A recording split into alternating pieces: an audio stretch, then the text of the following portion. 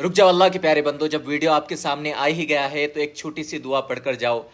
जो भी इस दुआ को पढ़ेगा, अल्लाह के नबी सल्लल्लाहु अलैहि वसल्लम ने फरमाया कि कितनी भी बड़े उसके गम हो, परेशानियां हो, अल्लाह रब्बुल इज़्ज़त अपने फ़ज़ल व करम से दूर फरमा देंगे। और ये हदीस बुखारी की हदीस है मेरे दोस्त, जिसका मफ़हूम है इस दुआ से गम परेशानियां दूर होती है। मेरे साथ में पढ़े और सवाब कमाना चाहते हो तो शेयर करें। बिस्मिल्लाहिर्रहमानिर्रहीम।